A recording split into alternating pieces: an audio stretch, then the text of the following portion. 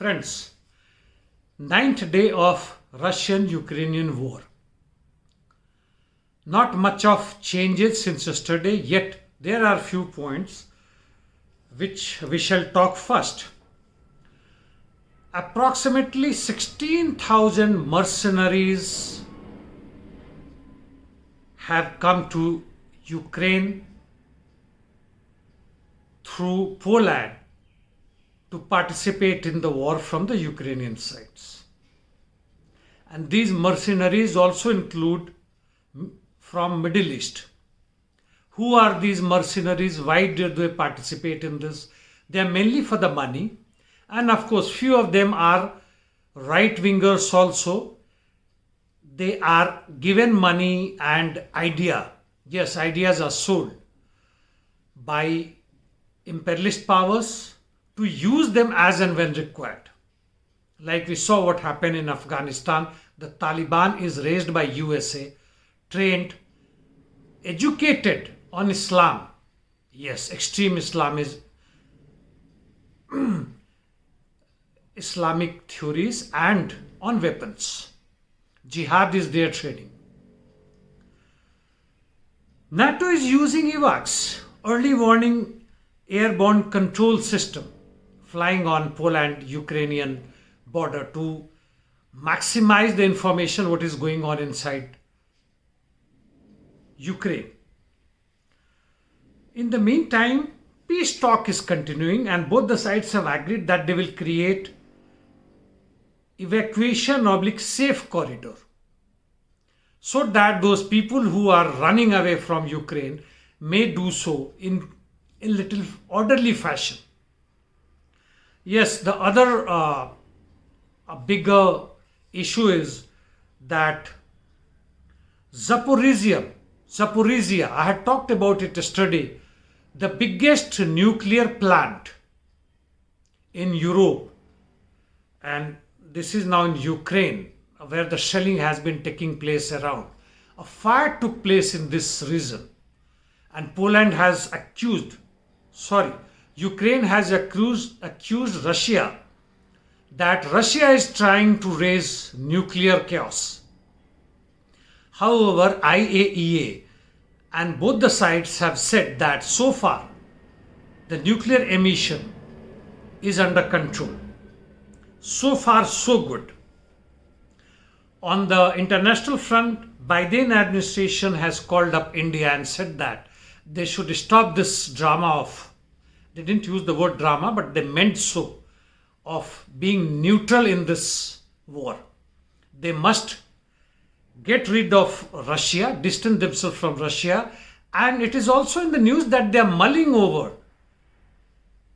putting some restrictions on India because Indian armed forces are buying air defense system from Russia and other arms and nations. This was in the pipeline, not now, even before.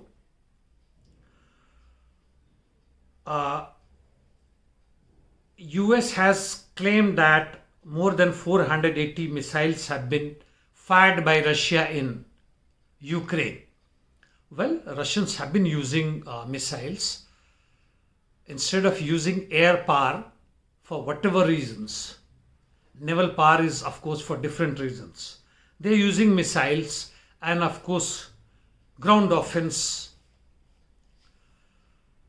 In the meantime, the LPR, Lugansk militia, has claimed that in more than 40 cities and villages in Donbass region, they have chased the Ukrainian army out. This is happening because in video it is coming all over.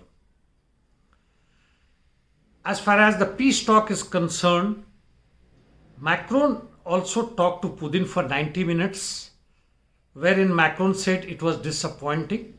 And Putin has said that whatever reasons you are telling me to stop the war is not valid. And a small but important news that Zelenskyy has asked for direct talk with Putin, which is surprisingly not much in the news. What is not much in the news? Why not from both the sides? One French reporter was giving reports after her investigation, and is her name, that Ukrainians have shelled and bombed in East Ukraine on the civil establishments, killing many civilians. So she was criticized by the European Union. And on the other side, Russia bans the news channels and media sites in Russia, which is opposing the war propaganda and war in Ukraine. Both sides are same, not different. Now, whoever has moved how deep inside others' comfortable zone is, that is different thing.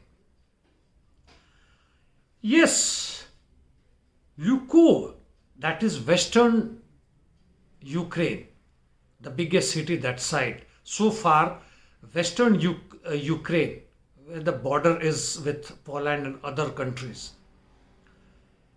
has been peaceful, and it seemed there have been theory that the war will stop once Russia controls eastern and even central Ukraine, and Ukraine will be divided into two, like I had talked earlier, like Germany post Second World War. Well, that theory may finish very fast. The special military operation in Ukraine by Russia may encompass even western Ukraine. That we have to see. In the meantime, Geneva's UNO office, the ex-head there, the chief, had said that the Russian war was forced by the West.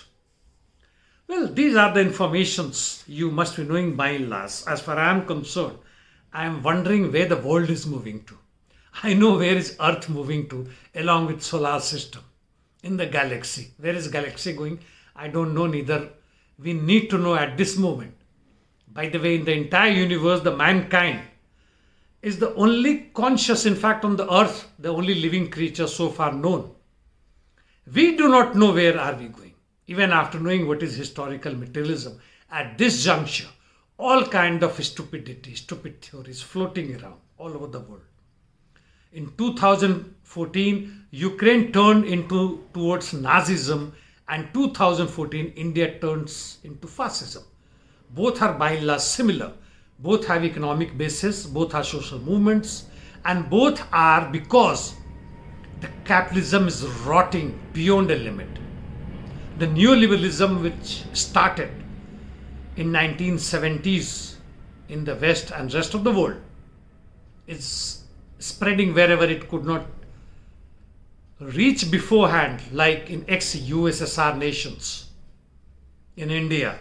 What does it mean? It means that earlier, because of the unity of the working people world over, or in particular countries, they had backed some concession from the capitalist class, like free education, healthcare system, post-retirement benefits, etc., are being withdrawn.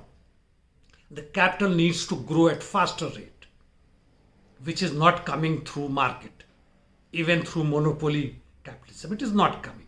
So therefore, they are directly plundering the people, the banks, the production system, and whatever natural resources are left over in the corner of the world. It belongs to them, and they want it.